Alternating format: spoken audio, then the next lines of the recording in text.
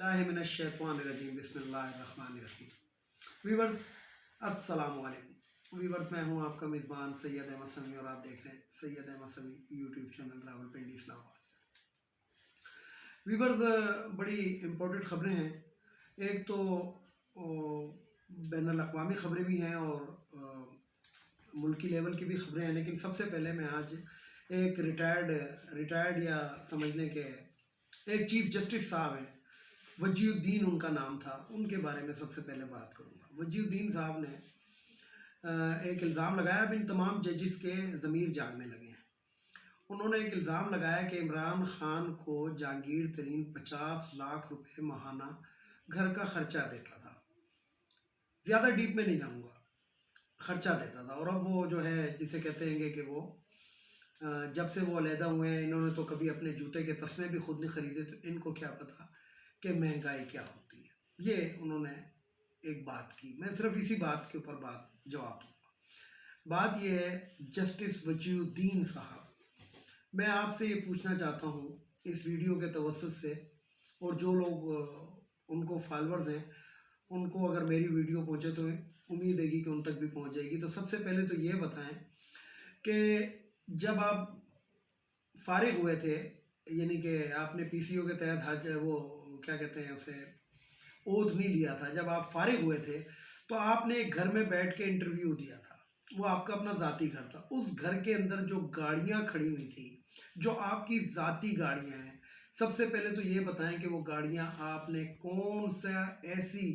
ईमानदारी के फ़ैसले दिए थे कि जिनके तहत वो गाड़ियाँ आप ख़रीदी हुई थी आपने। क्योंकि मेरे हिसाब से अगर वजीउद्दीन अगर 60 साल भी हक हलाल की तनख्वाह लेते रहे हैं, हालांकि 60 साल तो वो चीफ जस्टिस रहा भी नहीं होगा, पहले वकील था, वकील के बाद किस तरीके से यानी कि 5-6 साल टोटल वो जज रहा है, तो वो गाड़ियाँ उसने कहाँ से ख़रीदी। इसलिए आप दूसरों को ये कहते हुए अच्छे नहीं लगते, पहले आप अपने गिरबान में झांकें। पहले हम उस वक्त मानते कि जब आप जो होते हैं ना किसी छोटे से घर में, यानी कि जो हक हलाल की कमाई का होता है, उस पर बैठ के आप ये बातें करते तो आप बहुत अच्छे लगते। तो बात ये है कि आप भी हमाम में नंगे हैं। तो इसलिए एक बात है कि एक कहावत है कि चांद की तरफ मुंह करके अगर थूकेंगे तो आप वो चांद पर नहीं जाएगा, अपने मुंह पर आके गिरेगा। तो आप पहले अपनी करप्शनों का, अपने जो आपने किक बैक्स, अपने जो आपने फैसले देते रहे पैसे लेके, रिश्वतें लेके, पहले उनका जवाब दें। अब आते हैं व्यूअर ज़रा इंटरनेशनल ख़बरों की जानी। सबसे पहली खबर तो ये है कि सऊदी अरब के अंदर जैसा कि आपको पता है कि तबलीगी जमात के ऊपर पाबंदी लगा दी गई है तबलीग करने पे,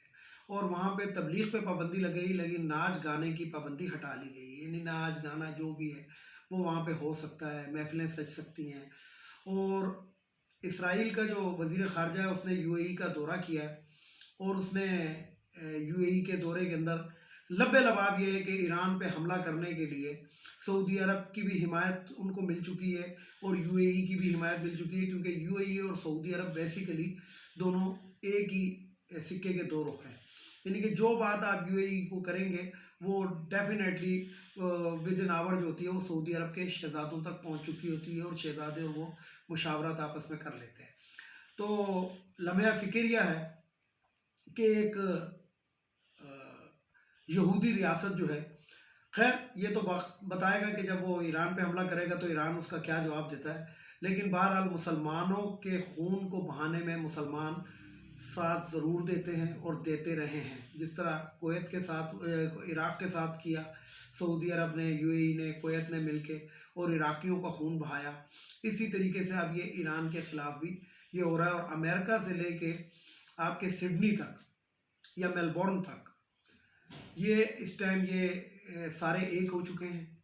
और ईरान को घेरने की पॉलिसी पे अमल पैरा है। और ईरान के ऊपर इराक़ ये जो इसराइल है ये किसी भी टाइम हमला कर सकता है, और किस तरह हमला करेगा, ये इसको सरजमीन और अड्डे कौन प्रोवाइड करेगा, इसके अंदर आप देखेंगे कि हमारे अरब मुल्कों के नाम आएंगे। अब आते हैं ज़रा मुल्की ख़बरों की जानिब। आपको जैसे कि मालूम 4000 सफ़ात पे एक चार्जशीट, तो बल्कि मैं इसको नहीं कहूँगा, चालान पेश किया है अदालत के अंदर। 4000 सफ़ात पे मुश्तमिल है और उसके 7 वाल्यूम है, और 5 नंबर का जो वाल्यूम है, वाल्यूम 5 जिसको कहेंगे हम, اس کے تحت جو ہے نا شہباز شریف جو ہے جو کہتا تھا ایک دھیلے کی کرپشن نہیں کی ہے، جبکہ اب چشمدید گواہ وہ لوگ جن کے اکاؤنٹوں میں پیسے آتے رہے، وہ لوگ جو اکاؤنٹ سے پیسے لے کے جاتے رہے، وہ لوگ جو پیسے پہنچاتے رہے، تمام کے تمام وعدہ معاف گواہ بھی بن چکے ہیں۔ اور ظاہری بات ہے ایف آئی اے کے سامنے اتنی ہمت نہیں ہوتی کسی کے کھڑے ہونے کی، تو انہوں نے ایف آئی اے کے اندر طوطے کی طرح پھر پھر بولے ہیں کہ جناب شہباز شریف نے 2008 میں یہ اکاؤنٹ کھلوائے تھے ہمارے ناموں کے، اور اس نے کہا تھا اگر نہیں کھولو گے تو نوکری سے فارغ کر دیں گے، اربوں روپے کے۔ اور انہوں نے کیا کیا کہ وہ جو اس کا شہباز شریف کا جو دوسرے نمبر کا بیٹا ہے اس کو ملک سے اس نے جان بوجھ کے بھگایا ہوا ہے، جو مفرور ہے گا، تو وہ اسی وجہ سے ہے گا کہ وہی والی شہباز شریف والی بات کہ جناب مجھے تو پتہ ہی نہیں ہے تو میرے بیٹے کرتے رہے، تو بیٹے تو سیٹ پہ تو تم بیٹھے تھے۔ تو کرپشن کی ایک لازوال قسم کی داستان ہے یہ جو کہتے تھے کہ میں نے ایک پیسے کی ایک دھیلے کا لفظ یہ یوز کرتا تھا، تو وہ ایک دھیلے کی نہیں ہے، یہ اربوں ڈالر کی وہ ہے کرپشن ہے۔ دوسری بات یہ ہے کہ میں ایک چھوٹی سی بات اپنے ذاتی اس پہ آپ کو بتاؤں کہ صاف پانی کا ایک اسکینڈل اس کے اوپر بنا ہوا ہے۔ صاف پانی کا جو دفتر تھا وہ اپنے داماد کی بلڈنگ کے اندر کھولا گیا جو ابھی انڈر کنسٹرکشن تھی، اور داماد کے ساتھ مل کر اس کا 4 لاکھ روپے مہینہ جو تھا وہ کرایہ مقرر کیا گیا، اور اس دفتر کو اپ گریڈ کے لیے 1 کروڑ روپیہ جو تھا وہ ایڈوانس میں بھی دیا گیا۔ کس کا پیسہ تھا؟ عوام کا، غریب عوام کا پیسہ جو اپنے داماد کے اوپر نچھاور کیا گیا۔ اور اس دفتر کے اندر بھی صاف پانی کا دفتر نہیں تھا، اس بلڈنگ میں بھی، مطلب دفتر کہیں اور تھا لیکن کاغذی کارروائی میں وہ دفتر تھا، اور تمام کے تمام پیسہ جو تھا یعنی کہ عوام کا پیسہ جو تھا وہ اپنی تجوریوں میں آتا رہا۔ یہ بے شک آپ اس کو دیکھ سکتے ہیں، یہ آن دا ریکارڈ یہ چیزیں موجود ہیں اور سوشل میڈیا پہ بھی موجود ہیں۔ تو یہ کچھ عجیب قسم کی داستانیں ہیں جو اب کھل کے باہر آ رہی ہیں، اور اب اس میں شہباز شریف صاحب جو ہیں اگر اقرار کرتے ہیں تو بھی پھنستے ہیں، اور اگر انکار کرتے ہیں تو بھی پھنستے ہیں، یعنی کہ ایسے اس پہ آ چکے ہیں۔ دوسری طرف میں آپ کو بتاؤں کہ شاید پنجاب کے اندر کوئی بڑی تبدیلی ہو جائے۔ پنجاب کے اندر بڑی تبدیلی کے شاید میں نے لفظ کہا ہے، میں نے یقیناً نہیں کہا ہے، کیونکہ یہ جو عمران خان صاحب کا 1 روزہ دورہ تھا اس کے اندر بہت سی باتیں ان کے سامنے آ چکی ہیں۔ اب لام تان ہوتی ہے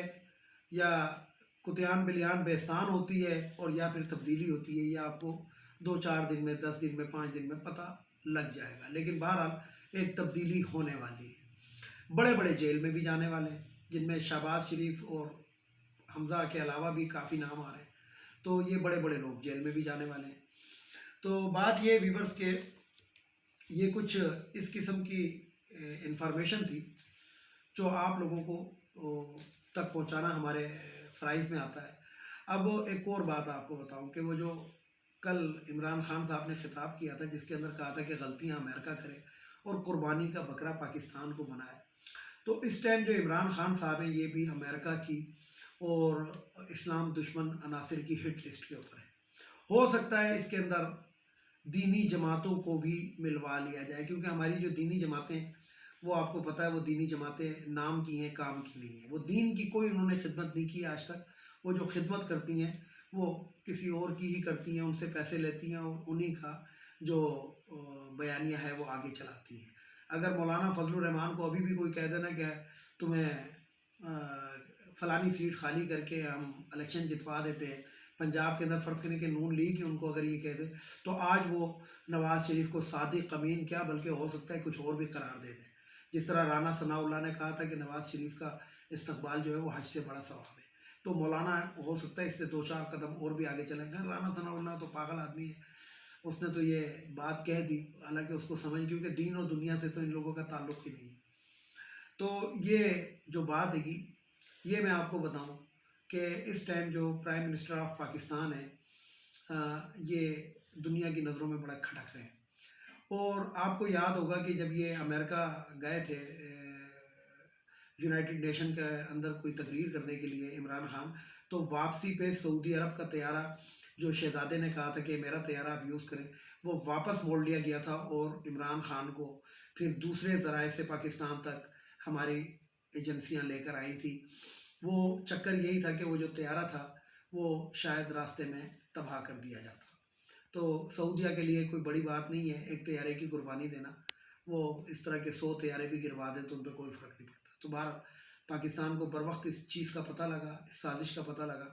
اور وہ سازش جو تھی اس کو ناکام بنا دیا گیا۔ اسی طریقے سے ایون کہ آئے دن پاکستان کے خلاف سازشیں ہوتی رہتی ہیں، لیکن جو ہمارے فرنٹ لائن کے مجاہد ہیں جن کو ہم خفیہ ہاتھ یا ISI کہتے ہیں، یہ ناکام بناتے رہتے ہیں اور بناتے رہیں گے۔ اب آپ کو ایک اور بھی بات بتا دوں اسی تناظر کے اندر، انٹرنیشنل اس کے اندر، کہ آپ کو شاید کسی اور ذرائع سے پتہ لگ گیا ہو، لیکن انڈیا کے اندر ایک آج قتل ہوا ہے، وہ پین راوت جو ہے، بپن راوت کا کہتے ہیں کہ یہ بدلہ ہے۔ تو یہ ایک جو ان کے کوئی شاہ تھے، غالباً ان کی پارلیمنٹ کے کوئی وہ تھے، اس کو آج قتل کر دیا گیا ہے اور ان کے گارڈ نے گولی ماری ہے۔ تو یہ بھی ایک خبر ہے گی، کیونکہ اب یہ جو ہے بپن راوت کا تو ان کو کوئی پتہ نہیں لگ رہا، لیکن یہ ہو سکتا ہے کہ پاکستان پہ الزام لگانے کے لیے اس طرح کی یہ چالیں چلیں، ہو سکتا ہے مروایا بھی خود ہو، لیکن جو ذرائع بتا رہے ہیں وہ یہ بتا رہے ہیں کہ ان کے گارڈ نے ان کو گولی مار دی ہے۔ کوئی شاہ نام ہے گا ان کا، ابھی میرے ذہن میں ان کا نام نہیں ہے، اور بڑی اچھی پوسٹ کے اوپر تھے، غالباً وزیر داخلہ تھے یا وزیر وہ تھے۔ تو یہ بھی ایک چیز ہے گی۔ اچھا، اب ان تمام باتوں کا نچوڑ یہ ہے کہ اس ٹائم جو پاکستان ہے، کیونکہ ادھر سے افغانستان ایران کے اوپر اسرائیل پر تول رہا ہے، افغانستان کے اندر پہلے امن سکون شانتی نہیں ہے، انڈیا کے اندر بھی ایک وہ چل رہی ہے، یعنی کہ اس ٹائم جو ہمارے 3 اطراف ہیں، صرف ایک چائنا کی بارڈر کو چھوڑ کے، یہ جو تینوں اطراف ہیں اس کے اندر ایک سازشیں چل رہی ہیں۔ تو بہرحال اللہ تعالیٰ پاکستان کو اپنے حفظ و امان میں رکھے، کیونکہ کل کیا ہوتا ہے یہ تو غیب کا علم اللہ ہی جانتا ہے، ہم نہیں جانتے، لیکن بہرحال ہمارا کام ہے کہ ہم عوام تک جو ریئل خبر ہے اس کو پہنچانے کی کوشش کریں۔ تو اللہ تعالیٰ، میں پھر ایک دفعہ دعا کروں گا اللہ تعالیٰ کے حضور کہ پاکستان کو اپنے حفظ و امان میں رکھے، اور پاکستان کے خلاف جو بھی لوگ مکروہ سازش ہیں یا پاکستان کو جو بھی لوٹ چکے ہیں یا لوٹ رہے ہیں، اللہ تعالیٰ ان کو بھی نیست و نابود کرے، اور اللہ تعالیٰ ان کو ہدایت دے، ان کو سچ بولنے کی ہدایت دے، اور وہ اپنے آپ کو عوام کے سامنے اور لوگوں کے سامنے آ کے ڈکلیئر کریں کہ واقعی یہ ہم نے لوٹا ہے، اور وہ لوٹے ہوئے پیسے واپس دیں۔ اور جو ابھی بھی پاکستان کو اگر کوئی لوٹ رہا ہے تو ان کو بھی اللہ تعالیٰ یہ توفیق دے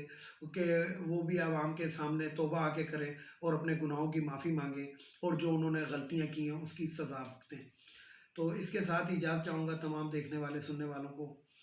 خدا حافظ کہنے سے پہلے میرے روایتی جملے جو کچھ ہوتے ہیں، ایک تو ان افغانیوں کو ہمارے ملک سے چلا جانا چاہیے، ایک یہ جو خواتین کی مخصوص نشستیں قومی اسمبلی، صوبائی اسمبلی، سینٹ، یہ نہیں ہونی چاہیے، ایک وہ جو بھگوڑا لندن میں بیٹھا ہے اس کو واپس آنا چاہیے، اور سب سے آخر میں ہماری معزز عدلیہ، اب عدلیہ کو چاہیے کہ آنکھیں بھی کھولے، اور ان کے پاس ایک موقع آیا ہوا ہے۔ ایک موقع تو اسلام آباد ہائی کورٹ کے پاس بھی آیا ہوا ہے، شاید اسلام آباد ہائی کورٹ والے تو وہ موقع مس کر دیں، لیکن اب تمام ہماری جو بڑی عدلیہ ہے، سپریم کورٹ ہے، ہائی کورٹس ہیں، ان کے پاس یہ موقع آیا ہوا ہے۔ فیئر اینڈ ٹرائل کریں، اور ٹرائل کے بعد جو ہے نا، جو مجرم ہے اس کو کیف کردار تک پہنچائیں، عبرتناک سزا دیں، تاکہ لوگ کرپشن کرنے سے پہلے وہ یہ جو عوامی خدمت کا دعویٰ کر کے آتے ہیں نا کہ ہم عوام کی خدمت کریں گے، وزیر اعلیٰ بن کے، وزیر اعظم بن کے، سینئر وزیر بن کے، تو ان کو ایک سبق ملنا چاہیے تاکہ کرپشن کا راستہ پاکستان میں بند ہو۔ اور عدلیہ کو چاہیے کہ اپنے بھی کرپٹ ججوں کو دیکھیں، ان کی بیویوں کے آنسو نہ دیکھیں بلکہ ان کی کرپشن دیکھیں۔ اس کے ساتھ اجازت چاہوں گا تمام دیکھنے والے سننے والوں کو۔ خدا حافظ، اور آخر میں وہی نعرہ، پاکستان زندہ باد۔